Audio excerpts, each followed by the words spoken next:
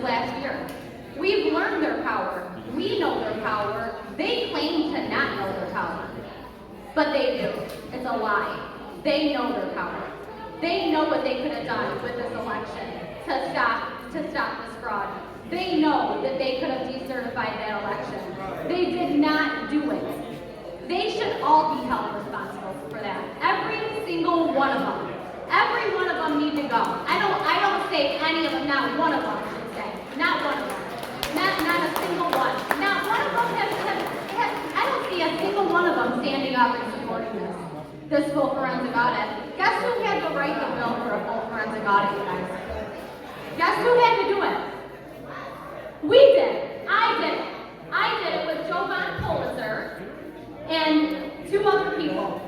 We did it because they wouldn't do it. As running for office, as a candidate, the last 8 months I have spent writing a bill for a full forensic audit for a citizen's initiative. And that's because they wouldn't do it. And it's a problem. And I'll tell you, I called every one of them. I said, will you adopt this bill? Not a single one of them would do it. This bill was written to completely, it completely reflects Arizona. Everybody, Jovan Pulitzer is behind Arizona. He knows exactly what happened in Arizona. The same thing happened here in Michigan. This bill is airtight. Nothing gets past it. We subpoena the city for their transportation records. We subpoena every printed bill, or every printed ballot, every printer used, everything you can possibly think of, we have in this bill. But nobody wanted to adopt it. Not a single legislator. Not one. So why? If they're on our side. Why? If they want Trump endorsements. Why? Why wouldn't they support it? Why wouldn't they adopt it? When they know that our election was stolen, from what they say, 3 of them do. 3 of them do. Out of all of our Republican legislators here in Michigan, 3 of them are actually willing to admit the election was stolen. Do you guys know our election was stolen? Our election was stolen. Our election was stolen. This was all set up and planned for 4 years. More than 4 years. But it was all set up and planned. It was all arranged this way. They did it. They don't care who saw it. They call everybody crazy that saw it. They don't care what happens. They don't care. They even come out and pretty much say that they don't care that everyone knows the election was stolen. They don't care. They did it in broad daylight. They don't care. And they're going to continue doing it if we don't do something. This bill not only goes back on the 2020 election, it is the standard now moving forward with every election. We must get rid of these Dominion voting machines. We must get rid of all of these machines. We can go back to hand counting. It's not hard. It's actually pretty simple. I know a lot of people that would actually volunteer their time to do it, so it would be way cheaper as well. You know, I mean, honestly, there's other countries they will not use these machines. They know what these machines do. This is the United States. We're not a third world country. Why are we using these machines? I mean, it's the craziest thing. They're connected to the internet. They are swaying elections. They are. It's not the only way the election was stolen, but it's one of the major ways. If they didn't have the machines, they wouldn't have been able to pull it off. I know that. And they don't want to get rid of them. You don't hear anyone talking about getting rid of them anymore. Why? Because they don't want to talk about it. They don't want us talking about it. They don't want to get rid of them. They want to keep them because they want to continue cheating in elections because they, for some reason, think that they should be responsible to choose who our next president is. They don't care about anyone. They don't care about our voices. They don't care about your voices. They think they're the most important, and they should decide that.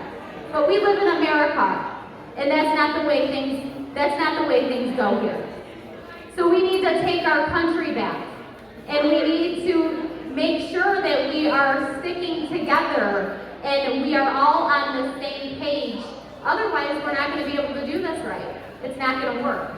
So we need to get rid of Ron Weiser, number one. He is not leading our party. He's just like Joe Biden. There's no difference between him and Joe Biden. They're both on the same page mentally. They're not there. Yeah, it's the truth. And he's got to go. He's got to go. He's supporting all the wrong candidates. He's setting up Michigan to fail, to have nothing but rhinos in 2022. And what's that going to do to our country? I mean, if that happens, what are we going to do? If we don't take our country back in 2022, I hate to say, but we're never going to have another chance. If we don't set it up with America First candidates in 2022, we will not have a chance in 24. Because they will not get elected. So we have to make sure our country is set up in 2022 with America First legislators, America First leadership, and then so we can move forward in 2024. You know, I'm working as hard as I can on this bill for a full forensic audit.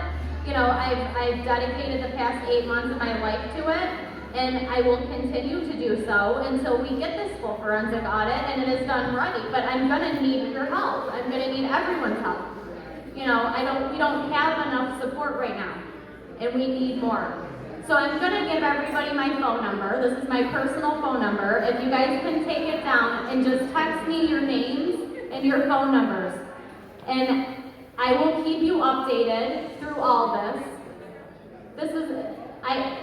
My campaign, this is the people's campaign. I am a voice for all of you. I am not a dishonest, lifetime politician. I never wanted to run for office, I promise you that. I never did. I had a comfortable life with my children and my fiance. You know, never did I think of running for office, but I see what's going on in our country today. And our country must have strong leadership, people that can hold their own, people that will not allow this to continue, this corruption. Okay, my phone number is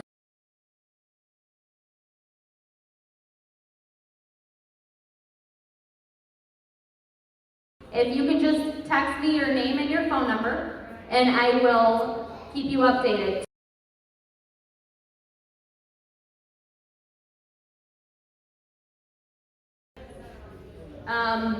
I will keep you all updated. One more time, it's